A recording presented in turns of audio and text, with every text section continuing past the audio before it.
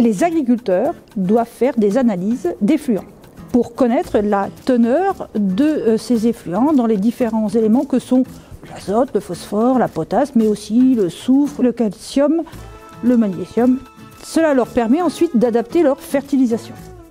Comment faire des prélèvements de fumier lisier? Pour les fumiers, nous avons besoin d'un grand seau, une fourche, un sac pour mettre l'échantillon final et une feuille de renseignement. L'agriculteur doit prendre plusieurs échantillons. On conseille entre 6 et 10 sur un même tas de fumier. Évitez de prendre des échantillons dans des zones qui ne sont pas représentatives, par exemple des zones très pailleuses ou des zones où le fumier est très mou. Ces échantillons seront placés dans un grand seau. Il sera ensuite nécessaire de bien mélanger ces échantillons et il faudra en extraire 800 grammes. Ces 800 grammes seront à mettre ensuite dans un grand sac qui est prévu à cet effet. Vous pouvez le demander au laboratoire Larca. Chaque échantillon doit disposer d'une feuille de renseignement correctement remplie et signée.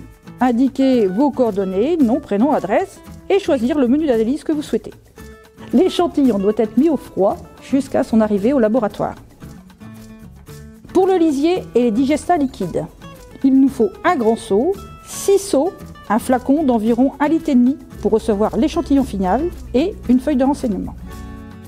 L'agriculteur doit faire plusieurs prélèvements dans sa fosse, mais auparavant, il est nécessaire de brasser le lisier pour avoir des échantillons homogènes. Il faut éviter de prendre des échantillons dans des zones trop profondes ou trop superficielles. Chaque prélèvement obtenu doit être mis dans un seau. Les seaux sont ensuite mélangés dans un grand seau.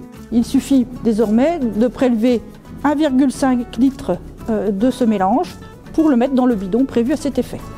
Le Larca met à disposition, sur demande, ces bidons. Il suffit de remplir la feuille de renseignement fournie par le laboratoire et de joindre cette feuille à l'échantillon. L'échantillon doit être placé au froid avant sa réception au laboratoire. L'acheminement des échantillons, 2 solutions. Soit l'échantillon est amené directement au laboratoire, soit vous congelez votre échantillon et vous le faites partir en colissimo début de semaine au laboratoire pour éviter sa dégradation.